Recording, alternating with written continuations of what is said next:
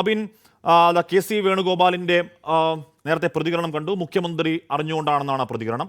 അതിൽ നിന്ന് കുറച്ചുകൂടി വിശദമായി പറയുകയാണ്. എക്സൈസ് മന്ത്രിക്ക് ഇതിൽ ഒഴിഞ്ഞു മാറാനാവില്ല. മുഖ്യമന്ത്രി പിണറായി വിജയൻ അറിയാതെ നടക്കില്ല. ഇത്തരമൊരു കേസിന്റെ പേരിലാണ് KM മാണിയെ നീചമായി CPM വേട്ടയാടിയത് എന്ന് പറഞ്ഞ് എന്താണ് എക്സൈസ് മന്ത്രി രാജിവെക്കണമെന്ന് നിങ്ങളുടെ ആവശ്യം കുറച്ചുകൂടി കൊഴുപ്പിക്കുന്നു കെ സി വേണുഗോപാൽ. കേരളത്തെ മദ്യത്തിൽ മുക്കിക്കൊല്ലാനാണ് പിണറായി സർക്കാർ ശ്രമിക്കുന്നത്. തുടർഭരണം CPM-നെ മുഖ്യമന്ത്രിയെ അഹങ്കാരിയാക്കി മാറ്റി എന്ന് പറഞ്ഞാൽ വന്നിരിക്കുന്നത് ഒരു വോയിസ് ക്ലിപ്പാണ്. ഒരേ ഒരു വോയിസ് ക്ലിപ്പാണ്. വാലും തുമ്പും ഏതെന്നറിയാത്ത ഒരു വോയിസ് ക്ലിപ്പ്. ആ വോയിസ് ക്ലിപ്പിന്റെ പേരിൽ അങ്ങനെ അങ്ങ് കടന്നാക്രമിക്കാൻ സമയമാകുന്നുണ്ടോ? അതിന് ഡീറ്റെയിൽസ് വരണ്ടേ അബിൻ വർക്കി?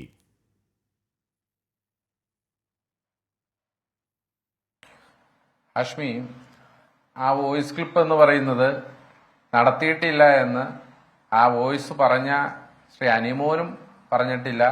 ഈ വോയിസ് തന്റെ സംഘടനയ്ക്ക് ബദലായി പറഞ്ഞതാണ് എന്ന് പറഞ്ഞ ഈ ബാർ അസോസിയേഷന്റെ പ്രസിഡന്റ് ശ്രീ സുനിലും പറഞ്ഞിട്ടില്ല. അതായത് ആ വോയിസ് ക്ലിപ്പ് വ്യാജമല്ല, ഒറിജിനലാണ് എന്നുള്ളത് പറഞ്ഞയാൾ സമ്മതിച്ചു, അതിന്റെ പ്രസിഡന്റ് സമ്മതിച്ചിട്ടുണ്ട്. അപ്പൊ അതിനെ സംബന്ധിച്ച് നമുക്കൊരു തർക്കമില്ല. രണ്ടാമത്തെ കാര്യം, ആ വോയിസ് ക്ലിപ്പിൽ എന്താ പറയുന്നത് ഇപ്പൊ നമ്മളെല്ലാവരും കേട്ടു. ഒന്ന്, ആ 2.5 ലക്ഷം രൂപ വീതം വെച്ച് കേരളത്തിലെ ബാറുകാരെല്ലാവരും കൊടുക്കണം. എന്തിനു വേണ്ടിയിട്ടാണ്? ഇപ്പൊ 1-ാം തീയതി ഡ്രൈ ഡേ മാറ്റുക, അതുപോലെ തന്നെ 12 മണി വരെ സമയം നീട്ടിക്കൊടുക്കുക, പുതിയ മദ്യനയം വരാൻ പോവുകയാണ്. ഈ പണം കൊടുത്താൽ മാത്രമേ അവർ നമ്മെ സഹായിക്കുകയുള്ളൂ. ഇല്ലെങ്കിൽ പറഞ്ഞിട്ട് കാര്യമില്ല.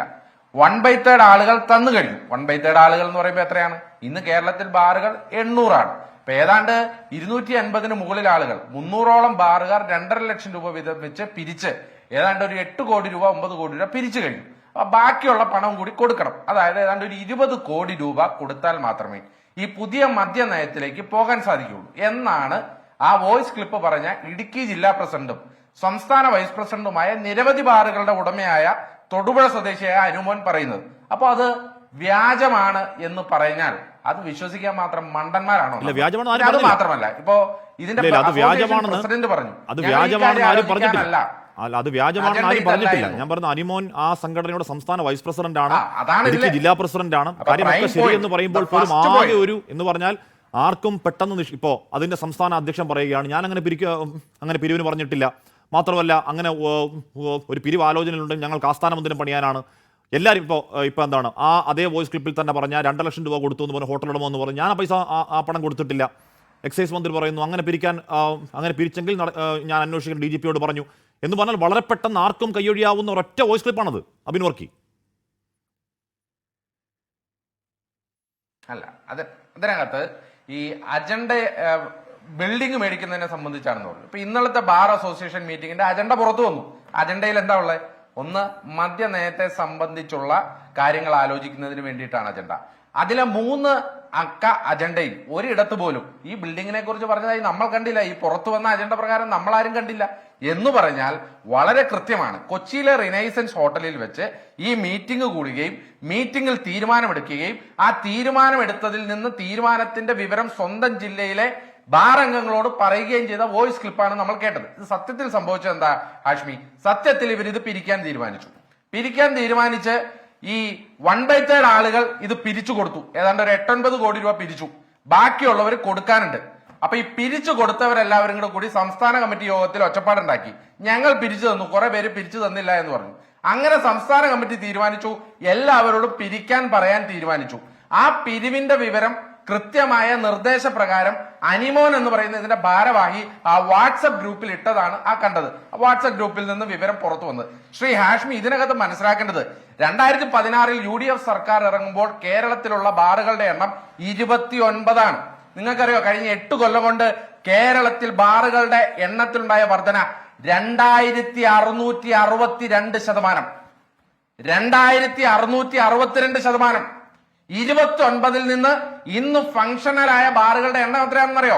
801. ഇന്ന് കേരളത്തിലുള്ള മദ്യശാലകളുടെ എണ്ണം എത്രയാണെന്നറിയോ? 1079 ബീവറേജ് ഔട്ട്ലെറ്റും കൂടി. അതായത് 2016-ൽ കേവലം 29 എണ്ണം ഉള്ളിടത്ത് നിന്ന് 801-ലേക്ക്. ആ 801-ൽ തന്നെ 1-ാം തീയതി ഇനി ഡ്രൈ ഡേ ഇല്ല. രാത്രി 12 മണി വരെ ബാറുകൾ തുറന്നു വെക്കാൻ പോകുന്നു. നാട്ടിൽ കള്ളുണ്ടാക്കാൻ പോകുന്നു. ബിയർ മുഴുവൻ വീടാന്തരം ഉണ്ടാക്കാൻ പോകുന്നു.